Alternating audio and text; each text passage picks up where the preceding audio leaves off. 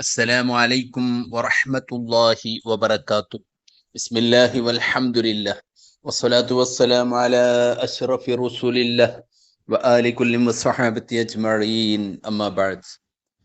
ഏറ്റവും സ്നേഹാദരണീയരായ സഹോദരി സഹോദരന്മാരെ, മാന്യ ശ്രോതാക്കളെ, സ്വപ്നം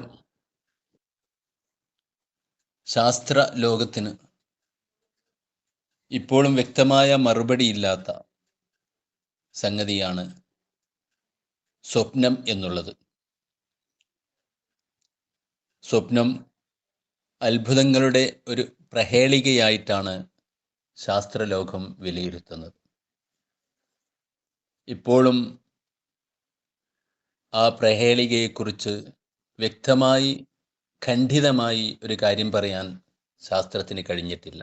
എന്നാൽ ഇസ്ലാം വളരെ വ്യക്തമായി തന്നെ സ്വപ്നത്തെ വ്യാഖ്യാനിക്കാനും അതിൻ്റെ നിഗൂഢതയിലേക്ക് ഇറങ്ങിച്ചെല്ലാനും ശ്രമിച്ചിട്ടുണ്ട് എന്ന് മാത്രമല്ല, യൂസുഫ് നബി അലൈഹിസ്സലാത്തു വസ്സലാമിൻ്റെ കാലം തൊട്ട് തന്നെ വളരെ വ്യക്തമായി സ്വപ്നത്തിന് വ്യാഖ്യാനം നൽകാൻ പ്രവാചകന്മാർക്കും അതുപോലെ തന്നെ അതിനുശേഷമുള്ള മഹത്തുക്കൾക്കും സാധിച്ചിട്ടുണ്ട്. യൂസുഫ് നബി അലൈഹിസ്സലാത്തു വസ്സലാം ജയിലിലകപ്പെട്ടപ്പോൾ അതിൽ നിന്നുള്ള മോചനത്തിൻ്റെ കാരണം തന്നെ അദ്ദേഹം ജയിലാളികളായ 2 പേർ കണ്ടിട്ടുള്ള സ്വപ്നത്തിന് വ്യാഖ്യാനം നൽകി എന്നുള്ളതാണ്. ആ രാജ്യത്തിൻ്റെ പരമാധികാരം യൂസുഫ് നബി അലൈഹിസ്സലാത്തു വസ്സലാമിൻ്റെ കയ്യിലേക്ക് വരുന്നതിൽ അത് കലാശിക്കുകയും ചെയ്തു. അവസാനം യൂസുഫ് നബി അലൈഹിസ്സലാത്തു വസ്സലാം താൻ ചെറുപ്പത്തിൽ കണ്ടിട്ടുള്ള ഉപ്പയോട് പറഞ്ഞ 11 നക്ഷത്രങ്ങളും സൂര്യനും ചന്ദ്രനും തനിക്ക് സാഷ്ടാംഗം ചെയ്യുന്ന സംഭവം ഇതിനെൻ്റെ സഹോദരന്മാരോട് പറയരുത് എന്ന് യാക്കൂബ് നബി അലൈഹിസ്സലാത്തു വസ്സലാം അന്ന് പറഞ്ഞപ്പോൾ വർഷങ്ങൾക്ക് ശേഷം മിസ്രിൽ വെച്ച് അവരെ കണ്ടുമുട്ടുകയും യാ അബത്തി വഖാല യാ അബത്തി ഹാദാ തഅ്വീലു റുയായ മിൻ ഖബൽ, ഇത് മുമ്പത്തെ എൻ്റെ സ്വപ്നത്തിൻ്റെ വ്യക്തമായ വ്യാഖ്യാനമാണെന്ന് അന്ന് മഹാനവറുകൾ പറഞ്ഞിട്ടുണ്ടെങ്കിൽ, ഇബ്രാഹിം നബി അലൈഹിസ്സലാത്തു വസ്സലാമിൻ്റെ ചരിത്രത്തിലേക്ക് നോക്കിയാൽ നമുക്ക് കാണാം, ഇസ്മായിൽ നബി അലൈഹിസ്സലാത്തു വസ്സലാമിനെ അള്ളാഹുവിൻ്റെ മാർഗത്തിൽ ബലി നൽകാൻ വേണ്ടി സ്വപ്നത്തിലൂടെയാണ് അള്ളാഹു തആല ഇബ്രാഹിം നബിക്ക് നിർദ്ദേശം നൽകിയിട്ടുള്ളത്. മിനാ പർവ്വതത്തിൽ വെച്ചത് സാക്ഷാത്കരിക്കാൻ വേണ്ടി പൂർണ്ണമായും തയ്യാറെടുക്കുകയും ഇസ്മായിൽ നബി അലൈഹിസ്സലാത്തു വസ്സലാമിനെ കമഴ്ത്തി കിടക്കുകയും ചെയ്യുമ്പോൾ ഇബ്രാഹിം നബി അലൈഹിസ്സലാത്തു വസ്സലാമിനെ വിളിച്ചുകൊണ്ട് കസദ്ദഖ്ത റുയാ, അങ്ങ് സ്വപ്നത്തെ നിറവേറ്റിയിരിക്കുന്നു എന്ന് അല്ലാഹു തആല പറയുകയും അതിന് പകരമായി ബലിമൃഗത്തെ നൽകുകയും ചെയ്തു എന്ന് വിശുദ്ധ ഖുർആൻ അനാവരണം ചെയ്യുന്നത് നമുക്ക് കാണാം. നബി സല്ലല്ലാഹു അലൈഹി വസല്ലം തങ്ങൾ ഓർമ്മപ്പെടുത്തിയിട്ടുണ്ട്, സ്വപ്നം സത്യമായും സാധൂകരിക്കപ്പെടുന്നത് നിരവധി ഹദീസിൽ നമുക്ക് കാണാൻ സാധിക്കും.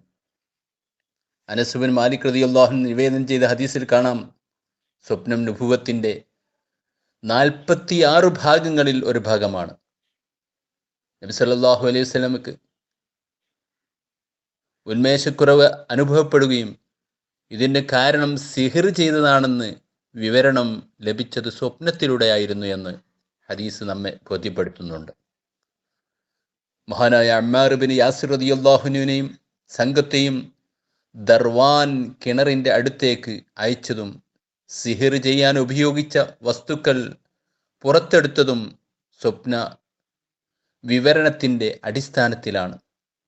അബൂ ഹുറൈറ റളിയല്ലാഹു അൻഹു അതുദ്ധരിക്കുന്ന ഹദീസിൽ ഇങ്ങനെ കാണാം, നബി സല്ലല്ലാഹു അലൈഹി വസല്ലം രോഗബാധിതനായപ്പോൾ വഹി നിലച്ച് പോകുന്നതിനെക്കുറിച്ചുള്ള ദുഃഖവുമായി വന്ന സ്വഹാബത്തിന് നബി സല്ലല്ലാഹു അലൈഹി വസല്ലം ആശ്വസിപ്പിക്കുന്നു, എൻ്റെ ശേഷം വഹി മുറിഞ്ഞു പോകും, എന്നാൽ മുബശ്ശിറാത്ത് നിലനിൽക്കൂ സ്വഹാബികൾ ചോദിച്ചു, എന്താണ് മുബശ്ശിറാത്ത്? നബി സല്ലല്ലാഹു അലൈഹി വസല്ലമ മറുപടി നൽകുന്നു, സ്വാലിഹീങ്ങൾ കാണുന്ന നല്ല സ്വപ്നമാണ് മുബശ്ശിറാത്ത്.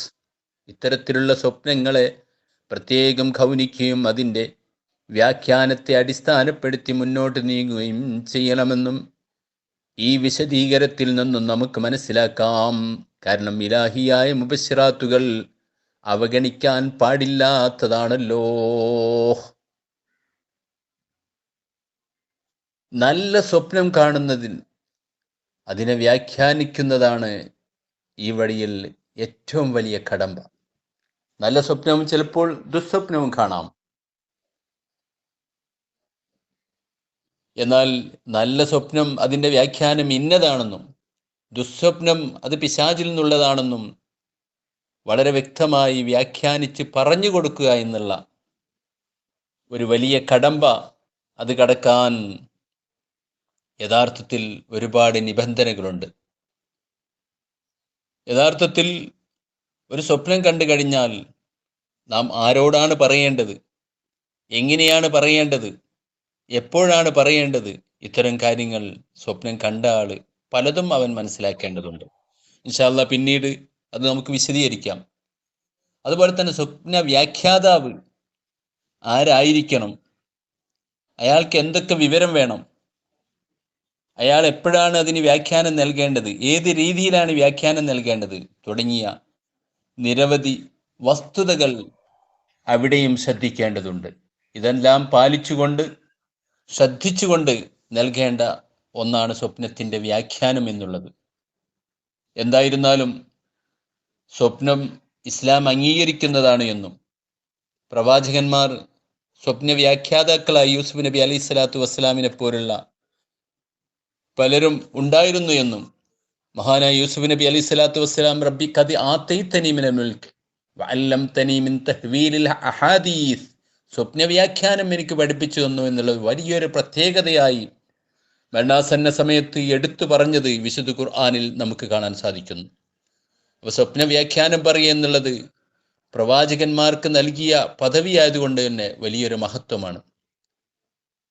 ആ മഹത്വം നമുക്ക് ലഭിക്കണമെങ്കിൽ അതുപോലെ തന്നെ നാം ജീവിതത്തിൽ വളരെ നിഷ്ഠ പുലർത്തേണ്ട അത്തരം ആളുകളോട് ആണ് സ്വപ്നത്തിൻ്റെ വ്യാഖ്യാനം തേടേണ്ടത്. എന്നാൽ ഇങ്ങനെ വ്യാഖ്യാനം രേഖപ്പെടുത്തി വെച്ചിട്ടുള്ള, അതേക്കുറിച്ച് പഠിച്ച് പറഞ്ഞിട്ടുള്ള ഒരുപാട് ആളുകളുണ്ട്.